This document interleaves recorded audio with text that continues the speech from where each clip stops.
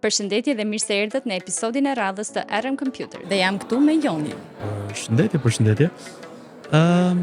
Gjatë javëve që kanë kaluar kemi pasur një mësi shumë interesante, kemi eksploruar disa teknika, modele për sa i përket AI-t, kemi informuar më shumë. Dhe mirë, po një qasje shumë i gjerë që e kemi lënë goxhat pa prekur është computer vision.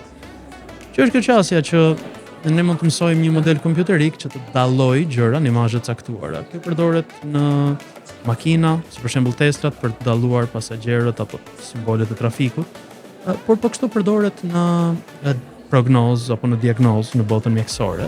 Është shumë e gjerë si industri. Për të ilustruar më disa e gjerë është në description poshtë tek videoja, ne do të kujtohemi që të vendosim një link i cili përmban disa demo, pra disa demonstrime mjaft interesante të kësaj qasje.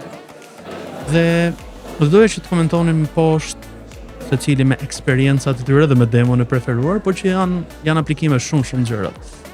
Kuptohet kjo ka disa të këqija, shpostozë, është e vështirë për të mirëmbajtur, ka gabime, por është një teknologji shumë interesante dhe shumë e dobishme.